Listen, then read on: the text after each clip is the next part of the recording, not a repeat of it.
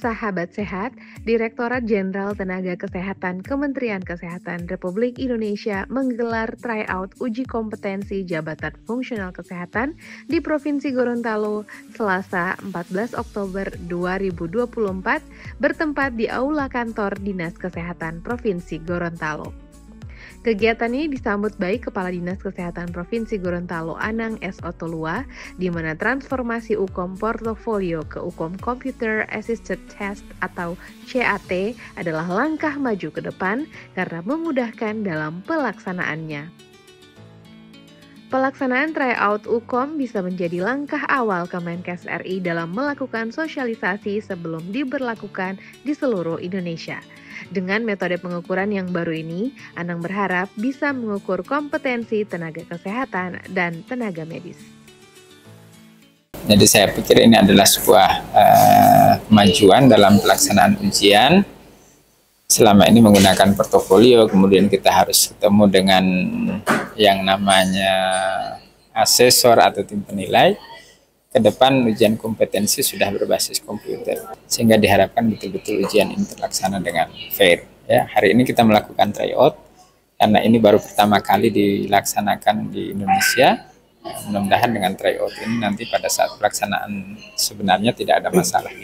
Paling tidak kompetensi pengetahuan ya bisa diukur dengan baik, tetapi keterampilan memang butuh praksis. Tetapi lewat pertanyaan soal multiple choice, ada keterampilan yang secara teori juga bisa diujikan.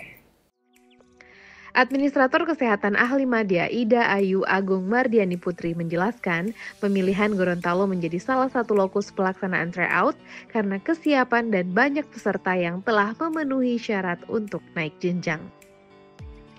Untuk implementasinya, kata Ida Ayu masih menunggu regulasi yang sementara berproses di Kemenkes RI. Kemenkes meyakinkan bahwa UKOM CAT lebih fleksibel dan bisa dilaksanakan oleh fasilitas pelayanan kesehatan serta bisa mengukur kompetensi tenaga kesehatan dan tenaga medis. Tryout periode kedua dilaksanakan secara serentak di 8 provinsi yang ada di bagian timur Indonesia. Pelaksanaannya secara daring dan luring, di mana provinsi sebanyak 12 orang mengikuti UKOM CAT secara luring dan 24 orang secara daring. Di Gorontalo termasuk yang memang lengkap, ya beberapa 30 jenis jabatan fungsional itu hampir seluruhnya ada di sini, kemudian banyak pesertanya, jadi kami datangi.